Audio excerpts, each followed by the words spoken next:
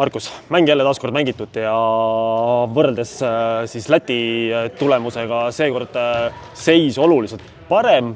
See kaotus küll tuli, aga näitasite sisu, et isegi sellisest mingist päris ikka tõsiselt sügavast august, mis esimesel veerandajal nii-öelda kohe kaela kukkus, et suutsite ka sealt ennast ikkagi tegelikult 10 küünte ja hammastega välja kaevata. Et kuidas ise kokku võtad, et tegelikult ju polnudki kõige hullem iseenesest üldse. Mäng oli muidugi ja tegelikult see on juba kahjuks mitmes mäng, kus me laseme alguses nii suure edu vahe sisse ja peame tagasi võitlema, et tegelikult ju kui jätta see episood välja, mis meil oli esimene veerandajast, siis tegelikult me olime ju nagu võrdsega.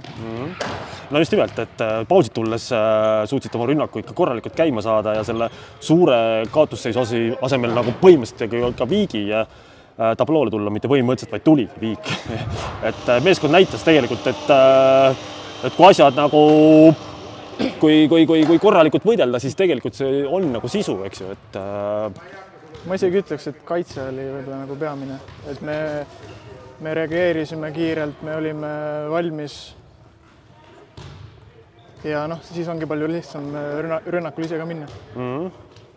See lõpp, kuidas seda kokku võtad, et ma vaatasin mingi aeg nagu tundus, et ikkagi nagu VEF tegelikult ju see mängu jooksul pidavalt ikkagi andis nagu võimalusi nagu justkui kinkis nii-öelda, aga me nagu ikkagi suut päris ära vormistada, et jah, võib-olla valmistusid juba järgmiseks mänguks, et kes seda teab, et ei suutnud seda meil lahti hammustada, aga kindlasti surve neil oli ja midagi meil ei puudu. Mis sa ise mõtled siit, mis siit sellest positiivset on kaasa võtta, et võib-olla siin ka natuke nüüd mõeldes ka eesseisvaks Eesti meistrivõistluste seeriaks Pärnu Sadamaga?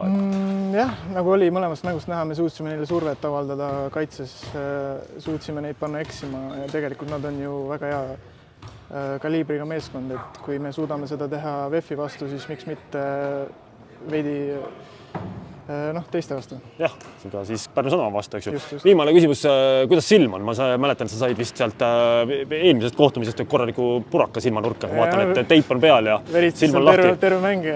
Nüüd on okei. Täitsa mängimist ei sega? Ei sega.